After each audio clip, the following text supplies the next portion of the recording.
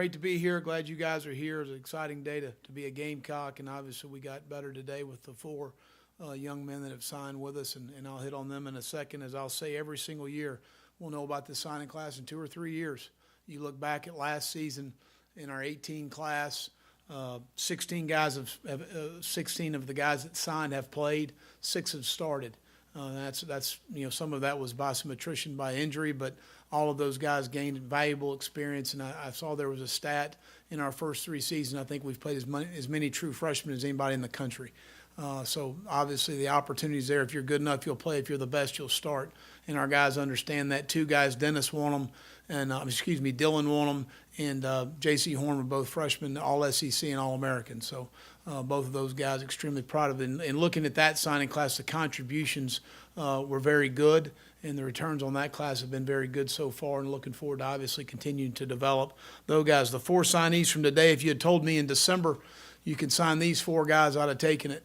All 4 can make a difference in our program. Will Rogers from Lovejoy High School, a guy that came to our camp, worked out in our camp. We've targeted early. Was a 300-plus pounder, vertical to over 28 inches, which not many offensive linemen are doing that at the NFL Combine, but can bend in his lower body, plays with power, will be an interior offensive lineman for us. Did play some defensive line at Lovejoy, but will be an interior offensive lineman for us. And having him and his mom, Karen, 2 weeks ago here for the official visit, and firmed up that he wanted to be a Gamecock, and excited to have him a part of our family. Jaquez Sorrells from Winter Park, a 6'3", 300-plus pounder, another guy that was in our camp. Matter of fact, all the guys we signed were in our camps.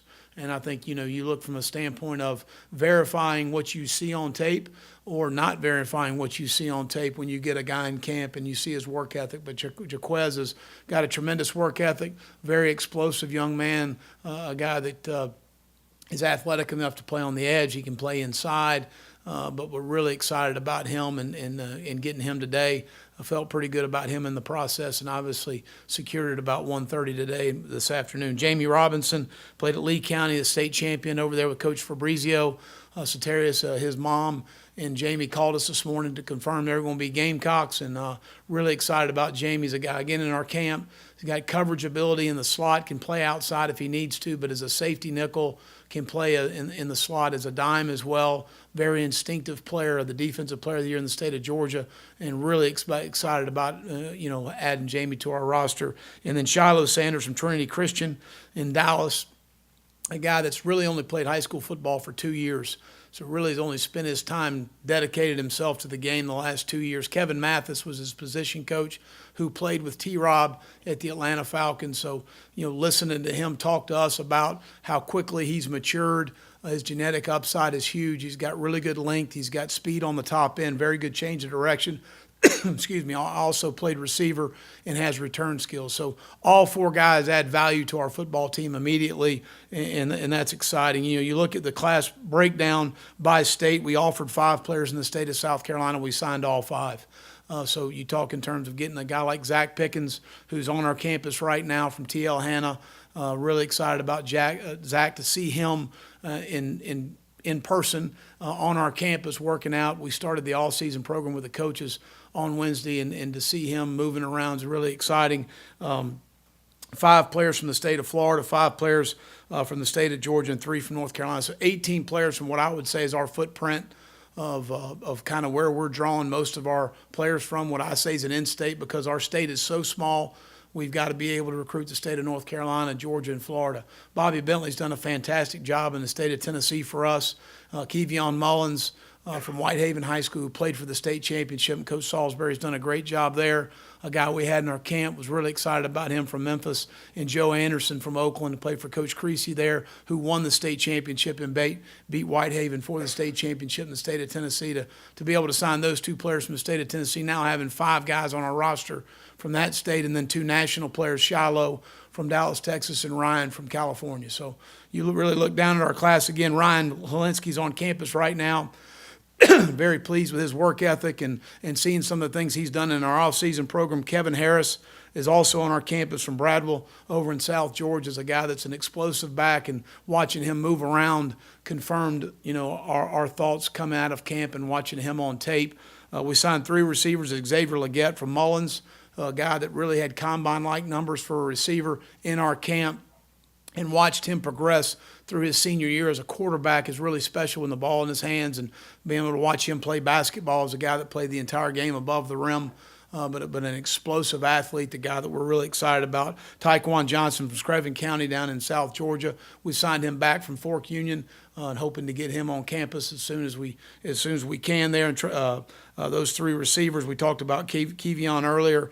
Trayvon Kenyon, who won a state championship up at Wake Forest this past year, won a state championship as a freshman at Monroe High School for Coach Sal right across the state there. A guy that's, is a 6'3", 250-pounder that can run. He can play attached tight end, block at the point of attack, but also be a receiver outside. But a guy that we're really excited about, Keyshawn Tony's on our campus, was more of a flex tight end for Williston Elko.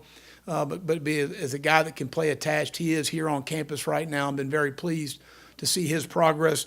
Signing 5 offensive linemen, Ja'Kai Moore, a guy we really targeted out of Virginia early in the process, is athletic enough to play on the edge, is powerful enough to play inside, but he will start out at a tackle position for us. Vincent Murphy, a guy from St. Thomas Aquinas, again, a state runner-up at one of the best programs in the country, was a team captain, one of only 3 in school history at St. Thomas as a junior. But great leadership ability and great toughness for the position. Jalen Nichols from Myers Park played for Scott Chadwick there, and really excited about Jalen. He's on campus now to see his movement skills. There's no doubt he can play on the edge. He's got some length outside and adds a lot to our football team. We talked about Will earlier. Defensive lineman, core-wise, signing 5 defensive linemen. I talked about Jaquez and Joseph. Devontae Davis is on campus out of Silver Bluff, but played at Georgia Military for Burt Williams.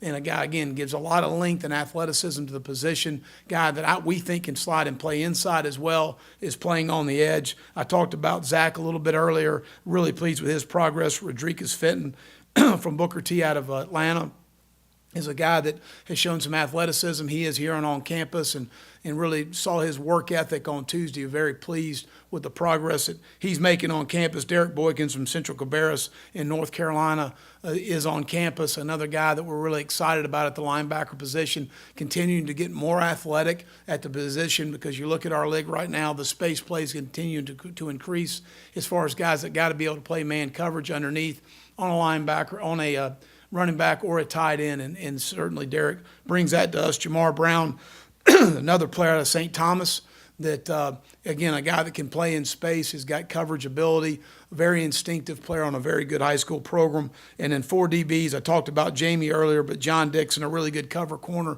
out of Chamberlain High School in Tampa. We're really, really thrilled about John. It was really 2 years ago, a guy we felt was one of the better cover guys that we had in our camps.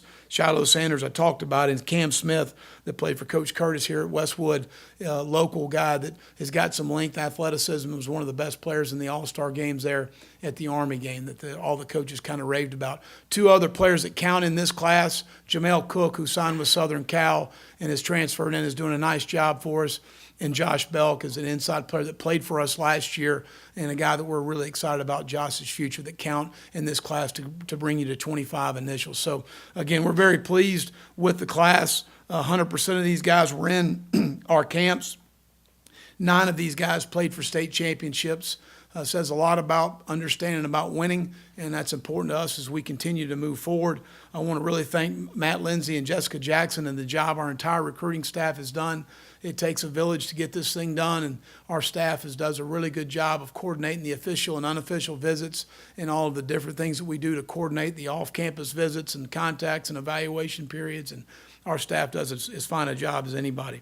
We've got a couple new coaches on our staff. Thomas Brown will be coaching our running backs. You've been able to meet with Thomas, and you see how impressive he is, and he certainly makes us better. It's great to have and very fortunate for us to have a guy like Bobby Bentley on staff, who's been a head coach. He's been a coordinator. He's been a quarterback coach. He's been a running back coach, and be a seamless transition for him, and certainly give a good perspective for our tight ends to see the game in some different ways, and we'll do a great job with our tight ends. And added John Scott as our defensive line coach.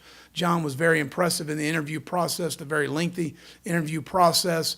Has worked in the National Football League and coached elite first-round talent like Leonard Williams and Sheldon Richardson, and a guy that, Todd Bowles, who I've got tremendous respect for. Working for Todd means an awful lot to me as far as John's progression. Really excited to have him on our staff. We started our all-season program with our coaches on Tuesday.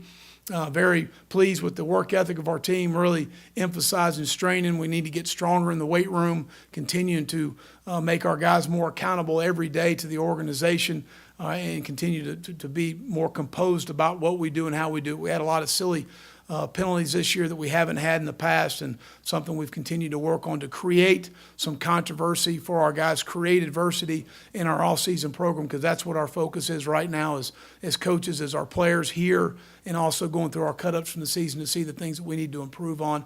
And obviously there's a lot of stuff before our start in spring on February 27th. And with that, I'll open it up for any questions. Raise your hand. We'll get a microphone to you. Will, you were able to close pretty strong last year as well with getting Sandage and Dylan and some of those guys. Now that you got Jaquez and Jamie in this class, just how much does that speak to this program's ability to close not only in December but in this late signing period as well? Well, I don't really look at it as closing. I look at it as the whole process. And you look at, Jamie Robinson's recruited started 2.5 years ago. He came on our campus in summer of, I couldn't even tell you when, and before his junior year of high school. So this is it's about building relationships. It's about building trust with people. Jaquez recruiting started not as long as Jamie, but a good while ago. You look at Shiloh Sanders and his relationship that T-Rob's got with Kevin Mathis obviously helped in that situation. So all of those relationships that Brian McClendon's got with Coach Carson over at Lovejoy High School, the trust that he's got with Brian McClendon and Thomas Brown, to be able to have those guys on our staff. So it's not really, to me, about finishing at the end. It's about the relationships you build and the comfort level that a family has with you and how you're going to develop their son. In the case of Shiloh Sanders with his father, how much do you think Deion might be around the program? How would that be a boost for you in terms of his national notoriety? Well, I think it's certainly, obviously Deion brings a lot of credibility. He was wonderful in the recruiting process as a father, as far as, telling me basically you need to recruit my son, not me. And I appreciate that. But he was great throughout the entire recruiting process. How much he'll be around will be up to him. I know he's got a busy schedule. He's still coaching high school football in Dallas. He has Shadura's son, I don't know if I can mention, but playing there at Trinity Christian. I guess I just created a violation there, but that's part of it. We'll be all right.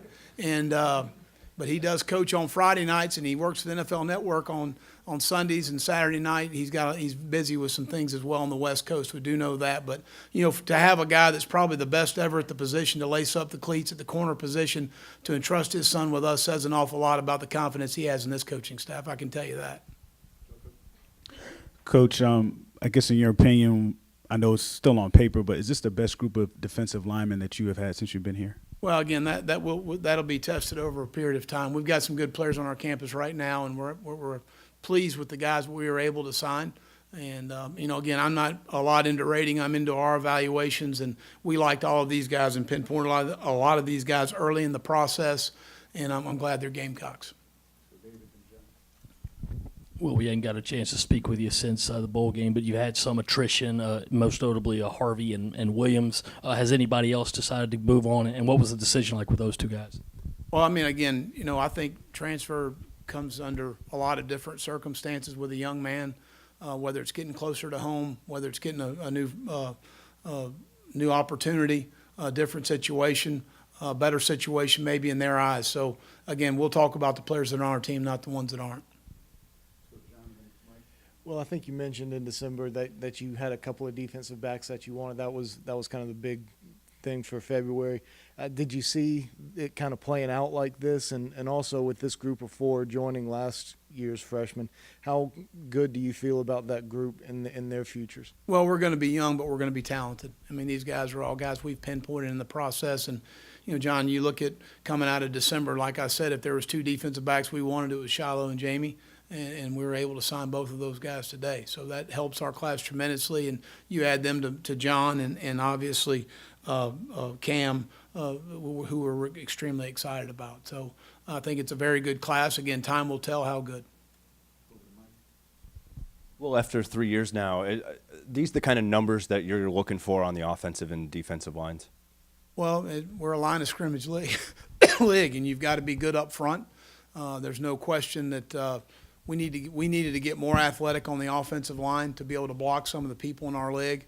And I look at the 5 guys we signed are all guys that we evaluated. We feel like athletically can challenge in our league, whether it's on the edges, on the perimeter, at the tackle positions, the length and athleticism you've got to have outside, and then the guys inside that have enough power but also are athletic enough to handle the change of direction with some of the guys we've got to block. Coach, you feel like you have addressed the not only the depth issues that you probably have had over the last couple of years, but the talent in the depth now? Well, I think we have more competitive depth on our team moving forward, just as an overall roster. You look at multiple positions, and competition's your best friend as a coach. When you have a lot of competition at different positions, it brings out the best in every player every single day. And that's what we've got to continue to recruit to have the type of program we want to have. And it's something that happens every single year. You recruit really good players that come in and compete, and guys understand on the roster, regardless of what they've accomplished before, it really doesn't matter. You've got to earn your opportunities every single day in our organization. Coach, former Gamecock Stephon Gilmore came up big late in the Super Bowl on Sunday. How do moments like that impact recruiting? Well, I mean, again, I was at the game. Carol and Jackson Witt and I went to the game, and Stephon played outstanding. He matched up on Crooks the entire night, and he played an outstanding game. What a great punch-out tackle on the sideline when he knocked the ball off Anderson. The interception at the end when they max pressured, and he had to float the ball to get rid of it, and he high-pointed the ball there in the end zone. But he's an outstanding player. He's a great ambassador of our school. But all of those guys are doing extremely well. In that 3-year run, you look in the NFL right now, and you look at Jadeveon Clowney, you look at Melvin Ingram, you look at Alshon Jeffrey, you look at Stephon Gilmore. There's a lot of those guys that are extremely successful. A.J. Cann that are having a lot of success. And again, I tell recruits all the time, come be the first, not the next. You can be a part of the first SEC championship team. And our road's a little tougher. It's a little rougher and it's a little bumper. It's not as smooth as some places, but you can come here and have great success. You mentioned a couple of the kids you expect to be early enrollees, not quite here yet. Can you tell us the status of those? I think it's 3, and kind of when you expect. If you Cam expect. Smith and Taekwon Johnson and Travion Kenyon all are guys. It's not anything to do with the University of South Carolina admissions process. I can assure you of that. But we're working through that right now. And there's always, snags here and there that you've got to work through, and you got to deal with deadlines as far as enrolling and getting in classes. And that was kind of what we dealt with in those situations, but it has nothing to do with the South Carolina admissions program. You mentioned Jamel Cook earlier. Just where do you see him projecting in terms of, do you look at him more as a corner, and what does he bring to this young group of guys, a guy that's already been through it a little bit? Sure. Well, I mean, again, he has played a little bit at Southern Cal, but I thought, coming back, from this season was okay, and then it started our off season in a much better light than maybe he was in the fall. And look forward to seeing his opportunity, whether it's at corner or safety or wherever we fit. It's about getting the best 4 and the best 5 when we're in nickel and the best 6 when we're in dime, and we'll see where he fits in that group. Does the transfer portal and how popular that has become affect the way you plan recruiting classes? Well, I think obviously, if you have some guys that are obviously enter the portal, it's going to affect your numbers. I'm personally a proponent that we need to go to 30 initials each year. If you look at the number of players that leave for the NFL draft, then you add that into possible guys transferring out of your program, graduate transfers that leave your program. It's really affecting the depth of your football team. And so you got to be able to replenish and replace those numbers as far as that's concerned. Keep the cap at 85, but let's go to 30 initials to help you with those numbers, because you're going to be hard set, especially if you're taking over a program like we did 3 years ago. There's always natural attrition within the program. New coaching change, new scheme, new position coach, new coordinator. There's going to be natural attrition with that being said. And it's hard to catch those numbers up if you're limited at 25 every year. When you have the natural attrition you always have every year, you have medical issues or whatever the case may be, early entries to the NFL, it's hard to make your number back up to 85 when you're sitting at 25 every year. We're early in the transfer portal deal, but what's your impression of how it's worked so far from the kid standpoint and the program standpoint? Well, I think it's all – you can't lump everyone that transfers into one thing. That's where I get a little disjointed, because a lot of guys maybe want a better opportunity somewhere else. I've had guys come to me and want to get closer to home, and I think it's a great reason to transfer. They may have had a struggle in their family, and they want to get closer to home, and they have very good reasons why they want to transfer, and I'm fine with that. The disturbing thing a little bit is there's 1,100 players, I think, over 1,100 players that have entered in the portal. There's not that many slots out there. Right. So that's a little concerning. That's 1,100 football players? To my knowledge, that's what I was told. How does it change the mechanism of how that works, having the transfer portal? I mean, does it make your life easier because they're all in one place? Do you like it, dislike it? It's not going to change, so it doesn't really matter if I like it or not. Will, a couple again, we also hadn't got to talk to you since, but how much does it mean to have Brian, Donnell, and Jake all turn down the NFL to come back? Well, good. I think all guys made really good decisions as far as, where their draft status was and, whatever, the NFL may have information gave them. That's their business, not mine. But we had good discussions, and I thought all guys made very mature decisions in coming back. And also with Scar moving on in the next phase of his life, do you already have a number 2 QB set up? Is it going to be DeCarrion, or will that be an open competition? No, it'll be an open competition. Obviously, Jay and DeCarrion have been here, and Ryan will have an opportunity to compete there. But, all positions are open in spring. You've got to create the competition on your football team. And, again, you recruit good players to give them an opportunity to play at all positions. I think JT eBay, I think he reported that he got a 6-year of eligibility. Can you comment on that? And are there any other things like that pending? I think maybe was Eldridge Thompson looking for another year or something? Yes, Eldridge is still a part of the program, and I don't know that his appeal has come through yet, but we feel confident that it will be in his and our favor. And JT, yes, he'll be back for his 6th year with us.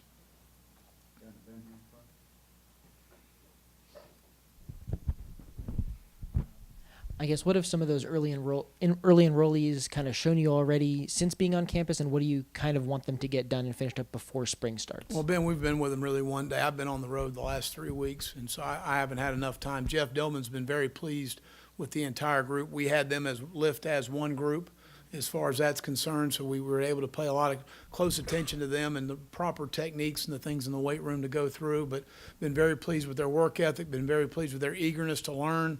And to work. And that's really right now my expectation is just bring your best version of you every single day. And if you do that'll be fine. Anybody you know will miss spring for injury, that you'll hold out of spring for injury? A couple guys I don't really want to comment on right now. We had a couple postseason surgeries that weren't serious that I think we'll get some guys back for spring. But I'll comment on that before spring ball, but there won't be.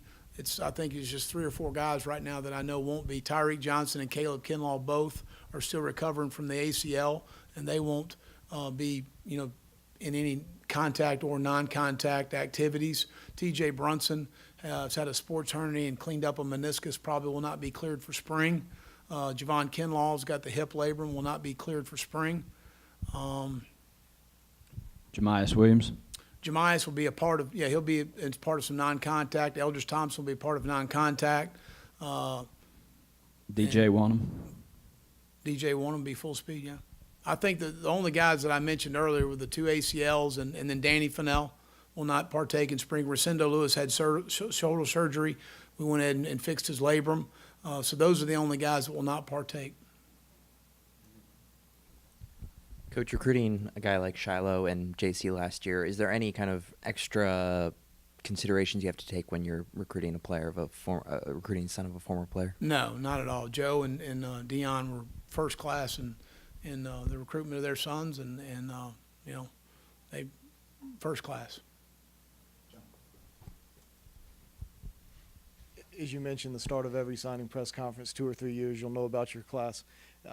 3 years ago was your first class, Bentley, Brian Edwards, some of those guys. When you reflect on that group, what are your thoughts now that it's been 3 years and you can kind of give the group an assessment? Well, I think they've been, obviously coming into a situation where we had just won 3 games, and entrusting us to come into our program in our first year and get into a bowl game, which probably a lot of people didn't think we were going to be able to do, and we did. To progress to win 9 games, obviously, in the second year we improved. I still think we had at times a better team than we did the year before. They didn't reflect as far as wins are concerned.